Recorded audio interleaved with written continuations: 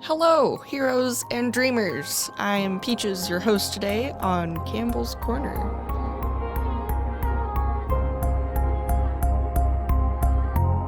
How would you advise somebody to tap that spring of eternal life, that joy that is right there? Well, we're having experiences all the time, which may, on occasion, render some sense of this, a little intuition of where your joy is.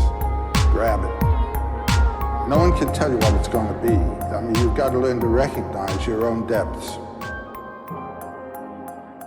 Hello. It's been quite some time since the last one. I don't even really remember when, but, part of that's life, part of that's, I wanted to talk about this movie in particular that we're going to be talking about, but I wanted to make sure that we had I had some research behind it. Anyways, welcome back. This is Campbell's Corner, and I'm your host, Peaches. And today with me, I have good pal and fellow thought person, Santiago Ramones. Thank you for having me. We enjoy thinking about media very deeply, and we get to do that together here. So, yeah. So this episode is going to be going over specifically the new movie of The Green Knight, starring Dev Patel. If you haven't watched it, I highly encourage you to do so, possibly before you continue listening to this, because I feel like context will be lost and et cetera, et cetera. But spoilers for a for a movie that's been out for like 3 years. That's true. A story that's hundreds of years old. That is super true. Which I'm going to do some quick background on like the history of it before. And have you ever read the original? No, I have not. Okay, so I'm one of those nerds who has. Some records suggest that the real-life ruler lived somewhere in the late 5th and early 6th centuries CE in post-Roman Britain when the Anglo-Saxons were invading. For context, the earliest records written about King Arthur were Welsh poems written about 100-ish years after his supposed death, and legends written about him and his Knights of the Round Table were made popular by a Welsh cleric, Geoffrey of Monmouth, in his History of the Kings of Britain in 1136, and later on in 1485 by Sir Thomas Malory in Le Morte d'Arthur, and both were one of them nearly 550-ish years after his supposed death, and then 900-ish years after his supposed death. And then after that is when the Green Knight poem was written anonymously, and we got the creation of the 5 knightly virtues of generosity, courtesy, chastity, fellowship, and piety. And after that, we hit a sort of like franchise fatigue period in the 1500s. And then in the 1800s, the works of Alfred Tennyson would help kind of revive the Arthurian enthusiasm after a rise in interest in the idea of chivalry. And then, of course, we have 1940s up until like early 90s was also kind of like a mini revival of like King Arthur stuff. So we got like Sam Neill in Merlin and other things like that. There was a comic book, stuff like that. Anyways, so that's the context. Yeah. So one quick thing is that just like the question arises, was Arthur real? and this whole like reality and story thing is going to continue to be a theme during this conversation. So yeah. Yes. And I mean, and people are like, no, he totally existed. And of course, when the Anglo-Saxons were burning everything, we needed somebody to rally around. And it was just like some guy, but nobody can agree on which guy or really specify, but of course, then there's people all over Britain, Ireland, Scotland even, and France who are like, no, he was here. And it's like, or was that just like a round table that you happened to find? Because I'm sure other people had round tables, not just this one guy. So who knows? Yeah. Because then, the mythology arises, right? And it becomes this sort of central thing for Europe, really, that this special guy who was able to pull the sword out of the thing, and like already it becomes more story than it does. For sure. Yeah. And I mean, again, most of the stories about him were written way after his death. So a good chunk of them are probably tall tales, or I mean, possibly based in some fact or truth, but has been so grandized that it's definitely not in the realm of reality anymore. But I like that because of the evolution of mythology. It's fascinating. Yes. So the original poem is kind of surprisingly long. It's not, it's interesting. I'm going to list off a couple of the things that happen, differences between the original poem and the movie. So, number one, in the poem, it happens on New Year's Eve, not Christmas. That way, when Gawain goes to the Green Chapel 1 year and 1 day later, it's a new year. So it's all about, like, one of the themes in there is time and the cycles and the things and how much time do you have going through a cycle, etc. Sir Gawain volunteers to play the game with the Green Knight instead of being prompted by King Arthur in the poem. Gawain and Arthur make light of the situation, hanging the axe up as a trophy for up until October 31st. And then he's like, oh, I should probably go do some things. And then he leaves. Many adventures and battles are alluded to, but not described until Gawain reaches the Lord and Lady's castle. There's none of the cool stuff that was in there. Gawain only gives the lady a single kiss the first day he stays at the castle, and one kiss the second day, and one kiss on the third day, which he also gives to the Lord. In the movie. No, in the poem. Oh, in the poem, too. Mm-hmm. The sash is never removed. Gawain only receives a slight wound on the back of his neck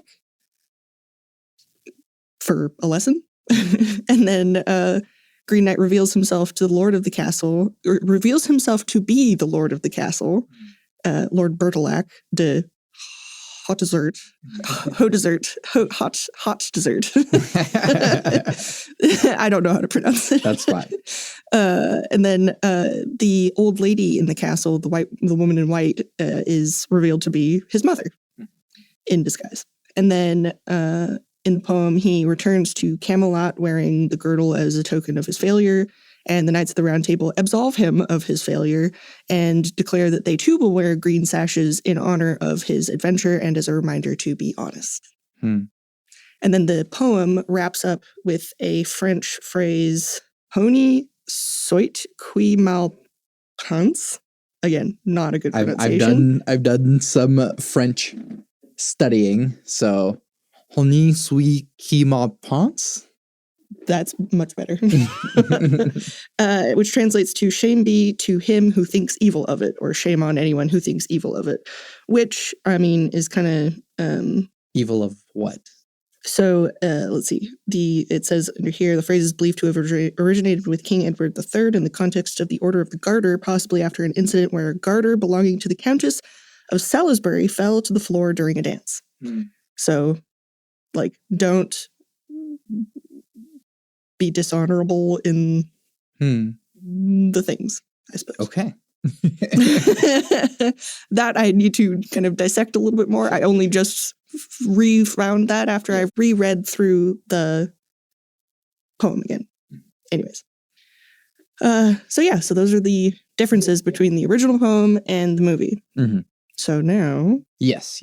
I do think it's important to talk about the director, who also wrote the screenplay.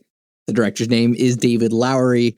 I do think, in a weird way, he kind of like struck gold with this, or struck green. I don't know. That his other movies are like fine.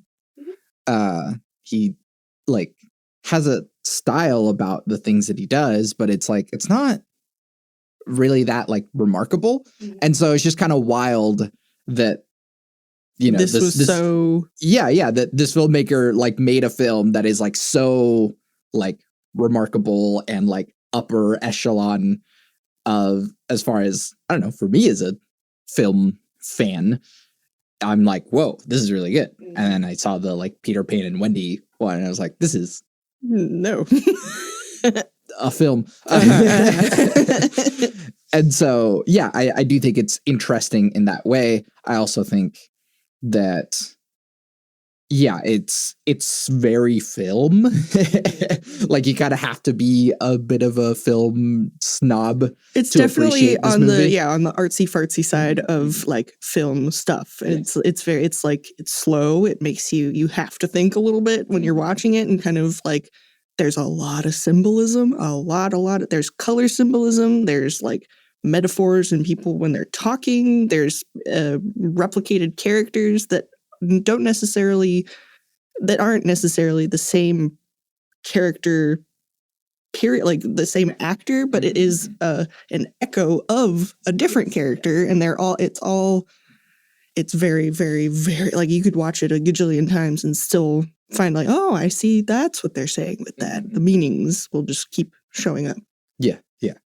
So I guess what's sort of your first takeaway, one of the first things that you want to say about it? What I really think that if I were to boil away all of the artsy fartsy and all of the other stuff, what it is a modern retelling of a coming of age story disguised as an old legend. Mm-hmm. So, I mean, it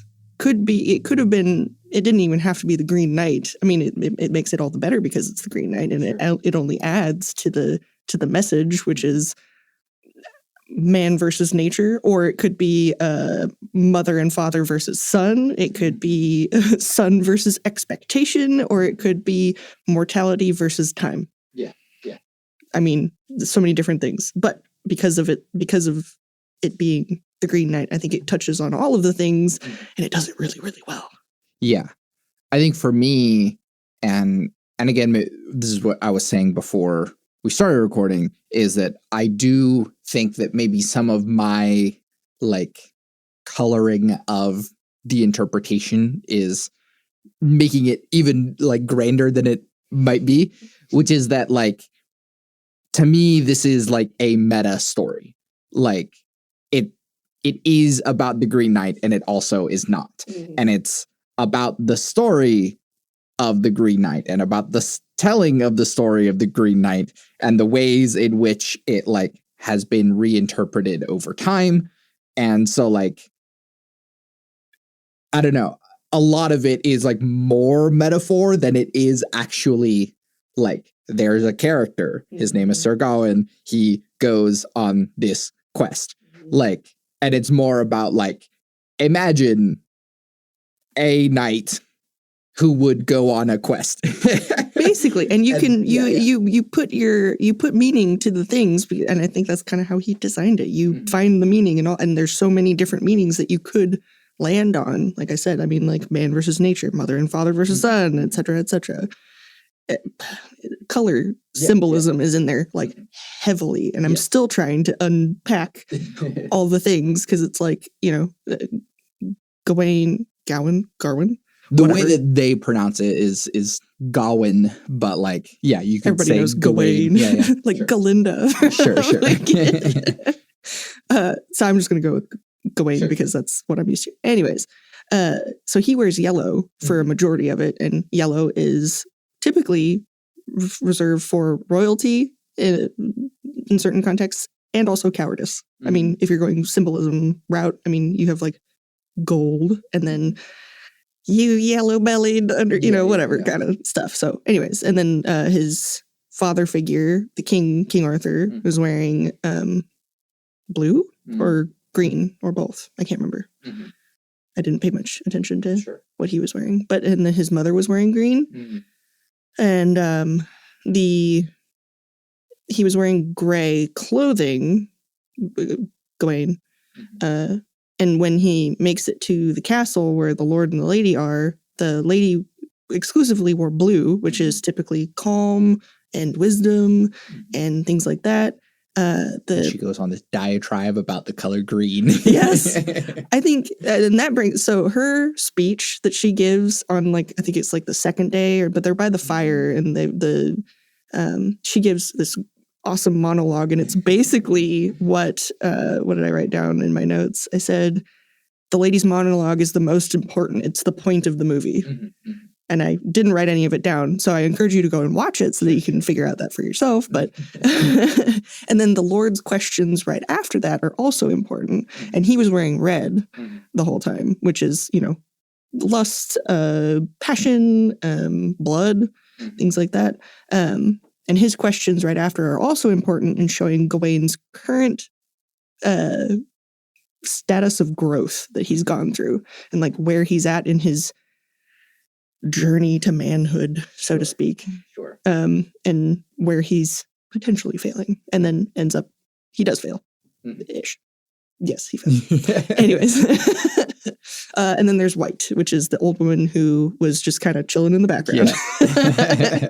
Which is faith, purity, the higher color or whatever.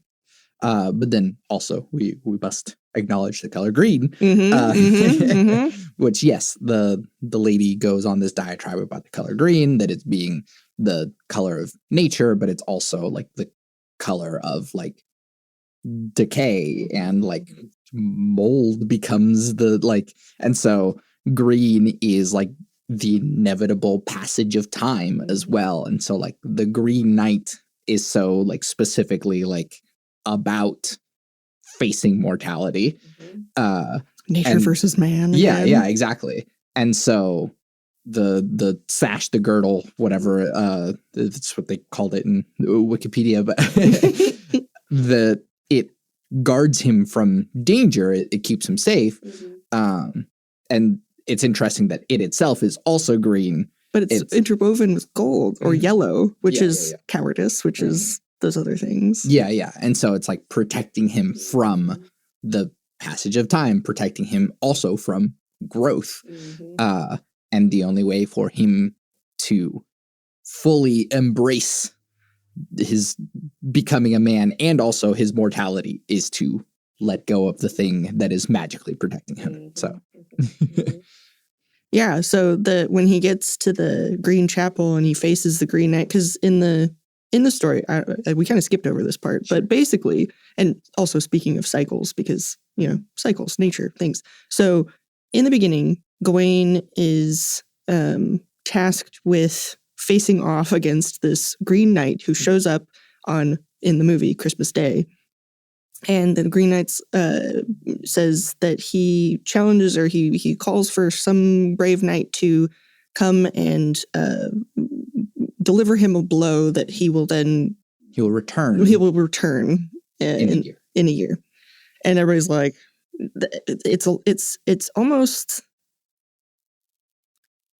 in a weird way, they kind of set him up to fail, because one, his mother coddled him, and he's, kept him in this castle and all his whole life, and he's never really gone out, and all he does is, screw around, literally and figuratively. Yeah. And then his father figure also sets him up to fail because he hasn't prepared him for anything. He never talked to him. He never did any sort of gave fatherly advice, or even when he goes up against this thing, all he says is, remember that it's just game. And it's like, well, what does that mean? So anyway, Gawain gets up, chops off the Green Knight's head, and then the Green Knight's like, I'm just going to pick that back up and I'll see you in a year. Bye. Yeah. I think whenever I first saw this movie, I joked that it's also men will literally do anything but go to therapy. Yep. Yep. And of course, in these times, they did not have therapy. But it's the sort of thing that it's like, instead of like trying to find my own sense of self and growing in myself, I'm going to instead do the thing that I think is I'm being called upon to do, and which is the masculine thing, which is chop off this enemy's head. Yeah. And then showing my dominance. Yeah. And then have to be very scared about the fact that, well, that will be returned to you. And then you have to like go on this miserable quest to face your own death. And it's like, right? you could have. Well, yeah. And it's like, and then, you literally sowed your own seeds, basically. And then now you're posed the question, a young dude who has never had any sort of responsibility or anything thrusted upon him now suddenly has all this on him. And he's asked the question, what do you do if you only have a year left to live? And in the movie and in the poem, he screws around up until the last minute, and then he decides, okay, maybe I should probably do something about this. A card on the screen. It's like a 2 quick year, and just a whole year goes by. And it's like, oh shit. Yep. And it's like, oh yeah, I probably should go and face my destiny. But literally, again, everybody's around him is failing him because nobody is, helping him prepare for this. Nobody's saying like, hey, dude, like, I know that you're kind of, this is a big deal, and we're all kind of like making fun of it, but maybe you should probably like, I don't know, you want to go talk, or you want to go, I don't know, like even go chop some wood or something, not just like party and then try and forget. So it's certainly a failure of the people around him and himself. He is not doing himself any service. Any. I also want to know that, Dev Patel does a great job being just a big nothing. And that's sort of the point, is that like, he is just like a big nothing. You could probably like take out all of the dialogue that he says in the movie, and it's probably mostly questions. And he's like, what do I do? What do you want? Like, yeah. Like, and so he really doesn't know what he's doing. I'm recalling the conversation that he was having with the Lord, being like, what is this quest for? And he's like, honor? He's like, you're asking me? He's like, no, honor. Yeah. Well, even at the end when, so the Green Knight, when he finally gets to the chapel and the Green Knight says, then kneel and we shall complete our game. And Gawain says, now? Yeah. And then he's like, wait, stop. Is this really all there is? It's like, yes, my dude, like you have had lots of time, but also no time to ask the questions. Yeah. But it's also great how like kind of profound and small the question is, right? Of like faced with certain death right in front of you. Is that really all this is? Yes.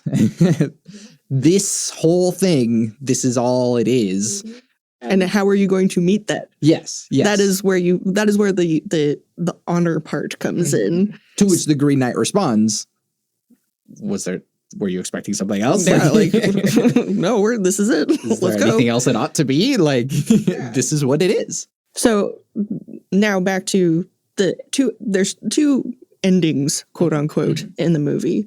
In the poem, it's definitely like, oh, haha, you learned your lesson, kind of. And like, he gets sent home with shame, and it's weird. And like, I don't know, kind of, there's meaning. I'll talk more about that. But so the two endings from the movie, the first one, he runs away. He leaves, and he chases more time, and he chases those material things that he's wanted and coveted this whole time. But in the end, he still dies, and it's honestly kind of like more horrible in a sense, because he goes through, he spurns his lover, he loses his child, his kingdom falls apart, etc., and then he takes off he had it on the sash the whole time, and then when he finally takes it off, his head falls off. So he went to meet his fate, but then didn't accept it graciously. And then he got what he wanted, I suppose, but how great was that? The quality versus the quantity. Which, it's important to note. One, just great filmmaking all around. That like from that point, there is no dialogue, and he just like goes on to like, become the king and rule this terrible kingdom that like everyone hates him for. And like, and he still keeps making really kind of naive choices and all the things, and people end up just kind of not liking him because of that. Which kind of, again, sort of begs the question, like, is that really all there is? Is that like, okay, you go on and live your life, and it's a terrible life full of terrible, stupid decisions that you kept making. Because again, everybody around him failed him. Yes. And he failed himself. And then kind of faced with, in a way, you can imagine that this whole future happens in his head right away as he's waiting to have his head cut off. So then he sort of glimpses into his future and sees, That's not really that great anyways. Yeah, like, actually, no, I will go out on my own terms. Yes. And so then at the very end, the second ending, he removes the sash and then goes, Okay, now I'm ready. Yeah. Mhm. Yeah, so it's like, do you die with dignity or not, I guess? What? But both ways, it's like, well, and the thought that I had was, do you die for what others wanted of you or what you thought others wanted, the expectations, or do you die on your own terms? Which are two very modern Sure. ideas. Mm-hmm. Which is why I'm like, this is a modern retelling of a coming-of-age story disguised as a really old legend. Yes, but I also think that like the really old legend and sort of like the expectations of what you were supposed to be as a man, all the way from medieval times, is like you are supposed to be this gallant knight or whatever, which he wasn't. No. And he every step of the way, when faced with the ability to become this gallant knight, he sort of like fumbles through hard. Yeah, like that football is just lost now. Yeah, it's gone. And so he is incapable of meeting these expectations, or doesn't want to, or whatever that is, or simply just is not that kind of, just not that guy. Yeah, or you let it all go and go, I don't really want this pitiful life anyways, and it's not really what I wanted. Let's go. Yeah, like if I could just like be done, that would be great. And another big thing to note is that like the movie kind of ends right there. He takes off the sash. He goes, okay, now I'm ready. And the Green Knight goes like, okay, my brave knight. And then like the movie ends. So like, did he cut off his head?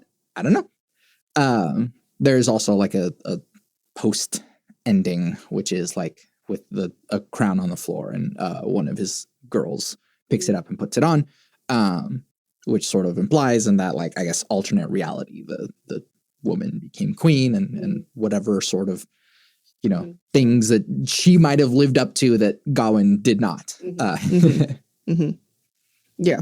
Or, I mean, maybe they did follow the poem where he nicked him and then he left and then he just had to live with his shame forever. Anyways. Yeah. So the other thing to touch on is the queer aspect of this story. Absolutely. Thank you. Yes. Because and this is what I really wanted to do a lot of research on, because it's very obviously queer, and it's very obviously queer in the poem as well. A Kiss is Just a Kiss, Heterosexuality and Its Consolations in Sir Gawain and the Green Knight by Carolyn, Dinshaw, 1994. Okay. So this lady wrote this book, and she's got some awesome takes on what is going on. Yeah. So in the poem, Gawain stays at this castle for like 3 days. And Christ symbolism. And when he first gets there, he strikes a deal with the Lord, and the Lord is like, yeah, I'm going to go out and I'm going to go hunting. I'm going to go out in nature, and anything I find out there, I'll bring back to you for your journey. But in exchange, you have to give me whatever you get in my castle, in my house, in my home. Perfectly fair exchange, you know. So Gawain, in the poem, does a decent job of spurning the lady's advances, but he still gives in and gets kisses. And one kiss, let's see, hold on. The Lord gives a deer in exchange for one kiss the first day. The second day, the Lord gives a boar in exchange for a kiss on the second day. And on the third day, Gawain refuses any kisses outright at first, as well as a gold ring that she tries to give to him, saying that it's going to protect him and all the things and blah, blah, blah. But, you know, rings and symbolism and, you know, like, infidelity. But he's like, no, my virtue. And then the lady then offers up the girdle. And he takes it, as well as the kisses. The Lord later then gives Gawain a fox in exchange for a kiss, and the girdle is not mentioned, which is also the case in the movie. So Gawain dodging the lady, and the woman who wrote the book, she points out that Gawain avoiding the lady's advances is parallel with the Lord fighting the animals and hunting and doing that kind of a thing, because both were considered to be moral triumphs in their own respects because of masculinity or whatever. Chivalry, specifically. Yeah. Mm-hmm. And the fact that she was the one doing the seducing, which back then was a male role, and the refusal of her ring, obvious reasons, Gawain is spoken about as being very pretty in the poem, which, I mean, isn't much of a difference in the movie because Dev Patel. But the author of the poem is very like, no, he's pretty. He's very pretty. He's not just handsome. He's pretty. He's beautiful. He's all the things. So it's like the very feminine language to describe this. Yes, which the author of the book posits is intentional for the time period because it's purposefully made queer to tell you not to do that. Yes. So, as in any media pre the 1980s, maybe 90s, queer is synonymous with evil. So yeah. So the Carolyn Dinshaw, the lady who wrote the book, said that the poem might have been made as a response to accusations that Richard II had a male lover as an attempt at re-establishing the idea that heterosexuality was a Christian norm. At that point in history, it was perfectly normal for two men to kiss in a homosocial way and not in a homosexual way.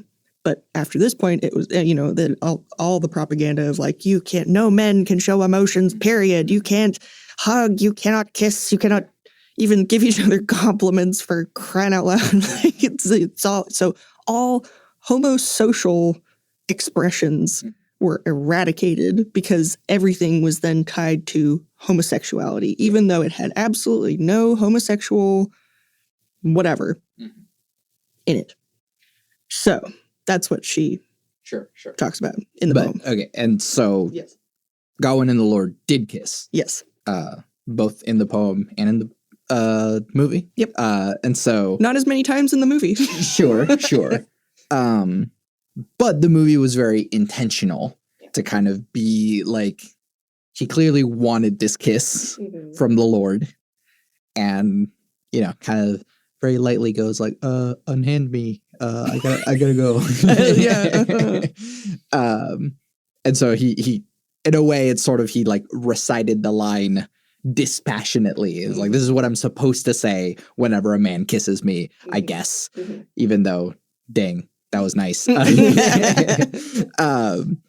fine. It's 2025. and then it also to be noted that the woman that he was sleeping with back home, who was at the brothel, she, was this jester type person. She wore the bells on her things.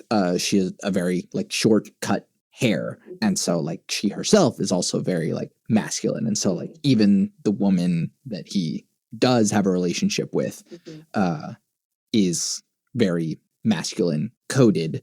In fact, even in the sort of like when he returns home and like starts this sequence of becoming the king, when he is having sex with her, when he comes back home, he's not looking at her forward. And so like he's not embracing the femininity in it. This is a purely just like mechanical act for procreation, which results in a child that dies in a unceremonious way. And so like, and he disavows her as well. And so, yeah, like all of the queer connotations are there, gets this noble woman to be the queen, and his beard, I suppose, and has some children with His her royal as beard. well. Yes. And I think that that's also kind of part of the thing, is that like, because he's not the kind of man that the chivalry expectation wants him to be, because he's not. He's a queer man, and like, of course, nowadays it's like, yeah, it's totally fine to like not be a hunter, manly knight dude, but like, in a time when that is expected of you, it can be very difficult to live up to if that is not who you are. And so he very often does not live up to that. And we get actually worse results whenever people try to become something that they're not. Yes. Gawain is literally the perfect example. Yeah. And that also, like, when in the movie, I mean, again, echoing of characters throughout the whole thing. So like his mother and his father keep popping up. So it almost has like an Oedipus complex for both his mom and his dad in a certain sense. So like his mom with his lover, with the woman in blue, the lady of the castle, and then even the old woman. And then even Winifred, who was the one who had her head cut off. I loved that. That was a great. Yeah.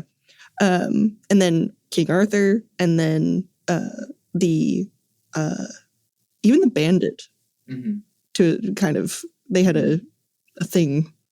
And then the Lord, obviously, and then the fox, I thought too, I thought those were all kind of like, oh, and then speaking of man versus nature, so the castle that the Lord and the Lady were in, I thought was also like a, whatever's opposite of personification, a objectification of his mother. Sure. Because him growing up only in the castle, never really leaving. I mean, like in the opening sequence, there's a fire raging and he's just asleep and not bothering with anything because he's inside the castle. He's fine. He's protected. He's all the things. And then when he steps outside and then he meets the Lord and, nature and all the things, and the fox comes back up. So again, man versus nature kind of a thing. But yeah, I think there's some interesting sexual symbolism and then just regular symbolism. Then yeah, one big thing to note about his mother, like being sort of a witch, and the movie seems to suggest that like she basically summoned the Green Knight. And so she's doing with Arthur had something to do with it too, because he seemed to be kind of in on it. My interpretation. And so like his mother kind of being like, oh, I've coddled you for so long. Let me like put you out here and throw you into the deep end of the pool so that you can like live up to some semblance of manhood. Stop being a fuck up. Yeah. And so like she does these magical things to try and like help guide him onto this journey that he really doesn't want to be on. And yeah, you could say that like the fox is also his mother, that at the very end, just before he gets to the Green Chapel, the fox is like, no, wait, don't go. We'll just go back and just pretend that it's fine. Yeah. It's okay. Which is sort of like the mother being like, okay, I tried to get you on this quest and like, also it's going to kill you. So like, please just like, come home. Yeah. It's fine. Yeah. And noting the transition point that we were in time. Right. And so like his mother being a witch represents sort of the pagan past of Europe.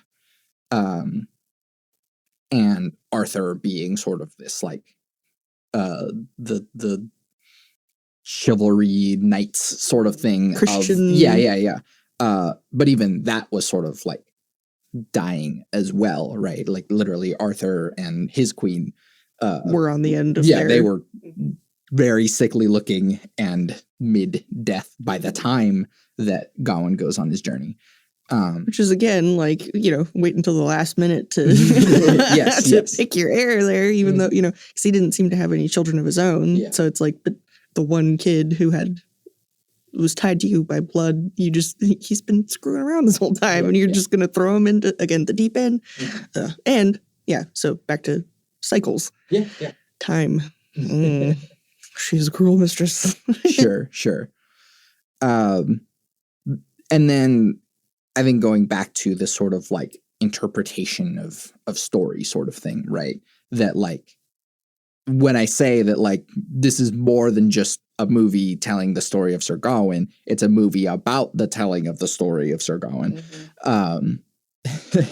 And that like each character is sort of like an actor on a stage, that like specifically with the Saint Winifred part, right? She is this ghostly spirit. Winifred was killed by a different terrible knight, and just the inherent misogyny that is present in all of these Knight's Tales. She was beheaded by a knight, and calls upon a more honorable knight to retrieve her head so that she can rest easy. But whenever she calls on Gawain, who's sleeping in her bed, he like is kind of put off by the subject. Yeah. Well, and then he makes some weird comments, and she's like, "Why would you say that to me? Yeah, what? yeah. What?" And he's like, "Oh yeah, sorry." Yeah. Oh, sorry, I forgot my line. Yeah, like, oh, I should. Yeah, right. I need to be chivalrous. I need to be honorable. He's like, yeah. He like tries to reach out to her because like, is this a ghost? Is she here? And she's like, hey, don't touch me. You're not supposed to touch me. You don't get to touch me. What kind of a knight are you? Yeah. Why would I get your head? And like, no, you're supposed to get my head. That's what you're supposed to do. That's the job. That's literally what you do. You are an honorable knight. Yes. Go. And so it's very kind of apparent that like it's just as much about the telling of the story as it is the story itself. He does do the things, but like he does them is very interesting. Yes. Yeah. Well, it goes to show his growth, quote unquote, because like he starts off, he screws around up until the last minute, and then he leaves, and he starts going on this adventure. As soon as he leaves, he immediately gets taken advantage of, and all of his stuff stolen. Yeah. Then after that, he finds Saint Winifred's house, and he is not doing so great, and he's like, I just want to go home. This is really hard. I don't want to be here. And she's like, no, like, be a knight. What are you doing? And then he's like, oh yeah, maybe I should. And then so that kind of like reinvigorates him, and then he sees these wondrous things after that in the interlude, and then he kind of hits his rock bottom where he's like scrounging. He can't take care of himself because, again, never had to do any of this, never got taught any of this. And then he eats like poisonous mushrooms and immediately barfs them back up, and then hallucinates and all these things. And then that's when he lands at the castle, and it's a nice womb for him to be taken care of. Exactly. Again. Back into his like mother's embrace, and kind of like, oh, thanks. This is really hard. I don't want to be here. And then he definitely hits rock bottom there, because he gives in to his, he doesn't want this. He doesn't want to face his choices or his consequences for the things that he literally chose to do. Mm-hmm. And then he goes and sort of does the things in the end. So, but it's also like so much about like the storytelling of it, right? That like how much of this did actually happen, right? And like whatever happened with Saint Winifred, right? Like we haven't fully mentioned the bandits thing. Also very good Barry Keoghan performance there. Also kind of performing this like boyish masculinity thing of like, we're passing through this dead war zone where a bunch of knights just did a battle, and he's like, but I would have been awesome. Totally. I would have killed so many people in there. My brothers are in here somewhere. and then goes on to just like rob a poor knight. Because he's like, what, you're not going to give me money? Like, Yeah. I was nice to you. I and gave we you talked. directions. Yeah. Yeah. I'm owed. God. And so he like, makes off with his axe and stuff. And so like with the later when he returns Saint Winifred's head, his axe just like reappears again. When he does an honorable thing. Yes. And so like it sort of again makes you question like how much of this is like supposed to be happening. Because like, did the robbery actually happen? There's a little bit of a vision of like him just dying right there where he was tied up. And so it's like that's sort of another alternate version of the story where it's just like, Sir Gawain goes on this quest to face the Green Knight, and he immediately gets robbed, tied up, and dies in the forest. And that is a version of the story. But then also, okay, so maybe he doesn't die whenever he gets tied up, and he goes on to like meet Saint Winifred and return her head like a good knight should. And magically his axe returns so that he can finish the quest. And, we're, as a movie, if you're trying to watch it as a movie, you would go, what's up with that? How come the axe came back? Yeah. But like, that's not the point. The point is the telling of the story. Yes, 100%. It's a great read. It's the best Arthurian adaptation, period, in my opinion. I think, because like, I mean, everybody, I don't know if anybody else has watched the Merlin movie with Sam Neill, and it's got Helena Bonham Carter in it, and it's so bad. I rewatched it again. I was like, wow, I remember watching this as a kid and thinking this was so good. And then watching it again, I was like, ooh. I mean, it's fine, but it's definitely like, as far as modern retellings go, this does a fantastic job at being pretty, having really great symbolism, telling a good story, and making you think. Yes. One, I guess, last thought is, what is the place for a story like this in modern times? Like you said, it was a very modern telling of this story. What is the place for a story like this in our times when it's okay to be queer? It's okay to not be this decapitating knight that hyper masculine. Where does this lie in today's day and age?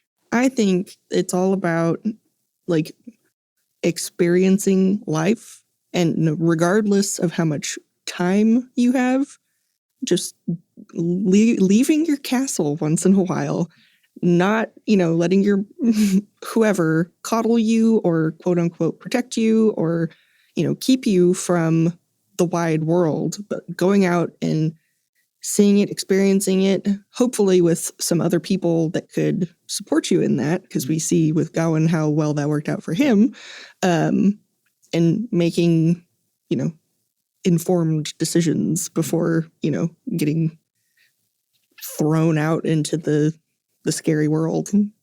Yeah. What about you? I think it has a lot to do with just like agency, right?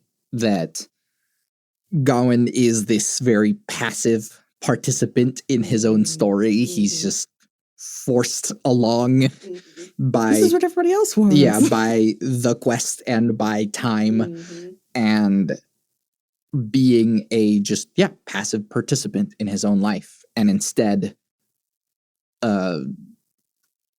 take hold of your own life. Be an active participant. Be an agent in your own life. In your destiny. And not the destiny that other people choose for you, because whenever other people choose your destiny for you, it might not be what yucky. You want and what is best for you, and you might be really bad at it. No good. Whereas instead, you choose your destiny to be the person that you want to be. Be the best knight you not the best knight that you want to be, the best you that you want to be. There you go, yes. Because being a knight has a certain set of expectations, and not everyone should be forced to live up to those expectations. Perfect. Yeah. So in past episodes, we've ended it with a hashtag. I'll do hashtag agency. Thank you for listening. This has been fun. I really needed this. And I hope you watched the movie before listening to this. And then go watch it again. And see you later. Bye. This chapter of Campbell's Corner was brought to you by the Possibilities Podcast platform.